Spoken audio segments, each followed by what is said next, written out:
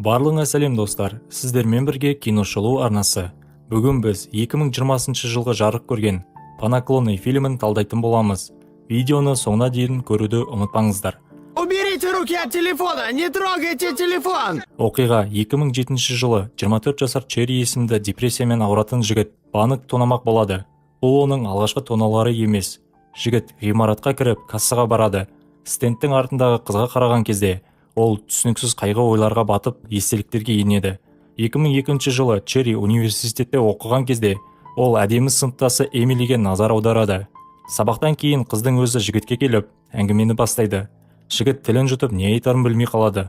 Жазғы демалыстардан кейін үйге оралғанда Черри мейрамханаға аспаз болып жұмысқа орналасады. Бірақ директор жігіттің тәжірибесіздігін ұнатпайды және 2 аптадан кейін иесі оны жұмыстан шығарып жібереді. Черри өзінің ең жақын досы Джеймспен үнемі байланыста болады. Досының анасы мен әкесі кішкентай кезінде қайтыс болды. Сол себепті Джеймс жалғыз тұрады. Досы оны кешкі вечеринкаға апарады. Жігіттерге Рой мен оның немере ағасы Джо қосылады. Жолай Джеймстің ескі көлігі істен шығып жанып кетеді. Сондықтан жаяу жүрулеріне тура келді. Кейінірек Черри мектептегі достарымен кездесіп, оларға дүрбелең шабуылдарынан қорғайтын дәрілерін ұсынады. Достары болса оған экстази береді. Содан кейін топ кешкі вечеринкаға барады. Онда Черри Эмилині байқайды. Екеуі керемет ортақ тіл тауып, кейін Черридің үйіне барады. Онда олар құмарлықпен сүйісіп, махаббатқа бөленеді. Эмили мейірімді және жанашыр қыз. Сондықтан екеуі тез жақындасып жұп болады. Бірақ қыз ата-анасының қорқынышты қарым-қатынасына байланысты іштей түңілген болатын. Черри Эмилиге жағымды сөздер айтады, бірақ қыздың өзі махаббатқа сеніңкіремейді. Жұп бір уақыттар бойы бірге болады. Күтпеген жерден Эмили Канадаға оқуға кетіп бара жатқанын және олардың айырылысу керек екенін мәлімдейді. Черриді бұл сөздер таңғалдырады. Ашуланған жігіт әскерге жазылу үшін шақыру пунктіне барады. Алдымен офицер Черриді клоун ретінде қабылдайды. Бірақ оның ниетінің маңыздылығын көріп, жігітті дәрігер ретінде жазады. Келесі күні ол ант қабылдайды. Эмили Черриге қоңырау шалып, Канадаға кетер алдында соңғы рет кездесуді сұрайды. Жігіт қызды жұмыс істейтін мейрамханасына келуін сұрайды. Жұмыста ол Эмилиді асыға күтуде. Қыз ақыры пайда болды. Бірақ қыздың жаңа досымен бірге келгенін көргенде, Черри қызғанып жұпты кетуді сұрайды. Уходи. Ладно. Жігіттің жылап жатқанын көріп, иесі оны үйіне дейін жеткізіп салады. Үйге жетіп есікті ашып, оның төсегінде отырған Эмилиді көріп таңғалады. Қыз жылап істеген қылықтары үшін кешірім сұрайды. Черри оны тыныштандырғаннан кейін екеуі жақсы көңіл көтереді. Эмили Черриге деген сүйіспеншілігін мойындайды және Канадаға бармайтынын жеткізеді. Ал жігіт болса ақш армиясына 2 жылдық келісімшартқа қол қойып қойдың дейді. Эмили жылай бастап сүйіктісін қызметтен күтуге уәде береді. Әскерге кетер алдында екеуі үйленеді. Черри негізгі дайындық орнына түседі. Жігіттің шаштарын қырып, көптеген сынақтар жасайды. Черри Хименеспен жақындасады. Ол да әскери дәрігер болуды шешті. Хименес әскерге тіркелуге мәжбүр болды. Өйткені оның қызы ауыраяқ болып, ерлі-зайыптыларға ақша керек болды. Жұмысқа қабылданушылар күнделікті қатал жаттығуларға және сержант нұсқаушылардың адамгершілікке жатпайтын көзқарастарына төтеп беруі керек. Кейбіреулері шыдамай өмірін қиюға тырысады. Черридің қолдайтын жалғыз Эмили туралы ойлар болатын. Кейін дәрігерлер ұрыс алаңында жараланған сарбаздарға негізгі көмек көрсете негіздерін үйренеді. Шақырушылар сынақ тапсырғаннан кейін оларды ұрыс аймағына жібереді. Бірінші жекпе-жекте Черри қатты қорқады. Хименес досына тереңірек дем алуға кеңес беріп, оны қолдайды. Дәрігерлерге ауыр жараланған 2 жауынгерді тікұшаққа апаруға бұйрық береді. Черри сарбаздың құлаған ішектерін қолмен ұстап алуына мәжбүр болады. Алғашқы ауыр күннен кейін дәрігерлер 8 жараланған адамды құтқарғандармен бөліседі. Олар соғысып жатқан аумақ өлім бұрышы деп аталады. Жауынгерлер күн сайын өз өмірлерін қатерге тігіп, әр дүйімді күзетуге мәжбүр. Көптеген сарбаздар жергілікті тұрғындарды мазақ етеді. Тек Черри оларға шын жүректен көмектесуге тырысады. Черри мен Хименес жақындасып нағыз дос болады. Бірде аумақты күзетіп жүрген сарбаздарға сержант қауіпті жолдан шығып айналып өтуге бұйрық береді. Черри ол жерде көліктері өте алмайтынын жеткізеді. Бірақ командир оны тыңдамайды. Нәтижесінде көлік құралдарының бірі құмға тіреледі. Техниканы тартып алуға тырысып, сержант тағы бір көлікті құмға батырады. Командирі Хименес пен басқа 3 жауынгерге соңғы қалған көлігін құралын беріп, штабқа барып көмек шақыруға жібереді. Көлік минаны басып жарылады. Ложись! Ложись! Черри көлікке қарай жүгіріп, Хименес пен басқалардың бірден өліп, сүйектеріне дейін өртеніп кеткендерін көреді. Черри өз әріптестермен бірге қайтыс болғандардың денелерін пластикалық пакеттерге салды. Досы қайтыс болғаннан кейін Черри айналасында болып жатқан оқиғаларға қызығушылығын жоғалтады.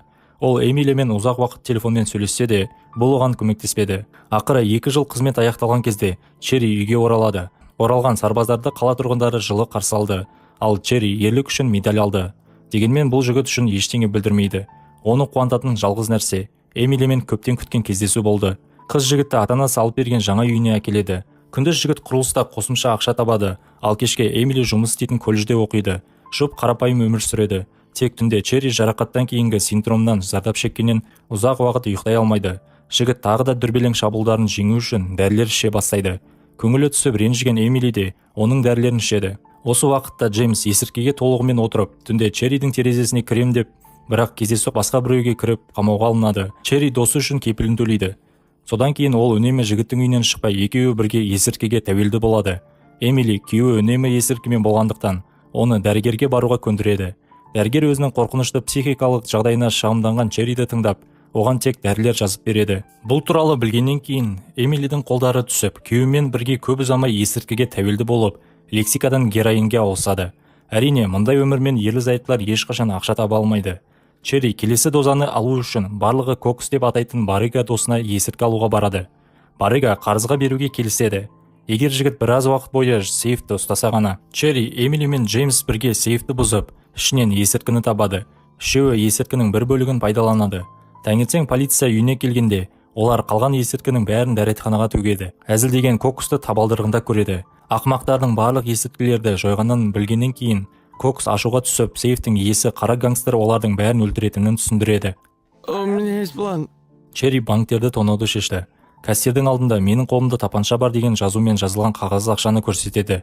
Әйел бәрін түсініп үнсіз үстелге кассадан ақшаны шығарып береді. Черри ақшаны алып тыныш кетіп қалады. Кокс ақшаны алып қарыздарын кешіреді. Черри өзіне біраз ақша қалдырып, көп ұзамай жұп тағы бір дозамен және асханадағы бірнеше гамбургермен атап өтеді. Осы кезде Джейк қоңырау шалып, Черриді полиция тонауға күдікті ретінде іздеп жүргенін жеткізеді. Жігіт біраз уақыт тығылуға шешім қабылдады. Бірақ ақша тез таусылып, ол басқа банктерге тонауға барады.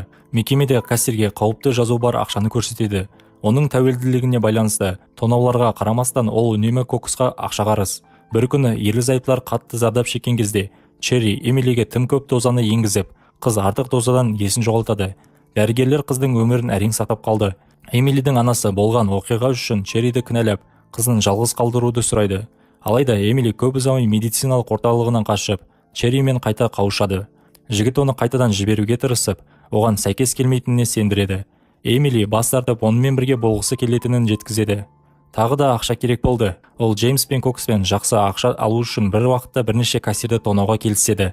Алайда Черри банкке кіріп, ауаға оқ атқанда, Джеймс қорыққаннан дірілдеп қашып кетеді. Черри құр қолмен кетуге мәжбүр болды. Содан кейін Черри Джеймсті көлікте қалдырып, Кокспен бірге тонауға шешім қабылдайды. Толқу барысында Баррига есірткі қабылдайды. Күшті әсерге бөлінген Кокс кіру кезінде оқ ата бастайды. Черри Барригадан тапаншасын тартып алады. Ол болса ашуланып кетіп қалады. Черри істі аяғына дейін жеткізуді шешеді. Көлікте Черри егер Коксты полиция ұстап алса, онда ол оларды тапсырып жіберетініне күдіктенді. Жігіт жолдың жанындағы Коксты байқап, оны көлікке итереді. Ішінде Черри Барриганың асқазанына оқ атылғанын анықтайды. Жігіттер оның өлімін күтіп, кейін денесін жол жиегіне тастайды. Таңертең Черри мен Эмили көшеде итпен жүргенде, жігіт үйінің жанында қара гангстердің көлігін байқайды. Гангстер жігітке шұғыл түрде қарызын беруді бұйырады. Әйтпесе Эмилиді өлтіремін деп қорқытады. Черри үйден кетер алдында әйелін сүйіп, соңғы рет тонауды шешеді. Көрініс фильмнің басына келеді. Черри банк қызметкерін қорқытып, ақшаны алып кетер алдында кассирден дабылды қосуды сұрайды. Черри қара гангстерға барлық ақшаны беріп, ауаға оқ атып полицияның назарын аударады. Жігіт тротуарға отырып, өзіне соңғы дозаны енгізеді. Кейін оны полиция қамауға алады. Черри 14 жыл түрмеде отырады. Онда ол емделіп қалпына келеді. 2021 жылы оны мерзімнен бұрын босатады. Жігіт түрмеден шыққан кезде Эмили оны қарсы алады. Сіздерге «По наклонной» фильмі ұнады ма? Арнамызға тіркеліп лайк басуды ұмытпаңыздар. Сіздермен болған Киношолу арнасы келесіде кездескенше.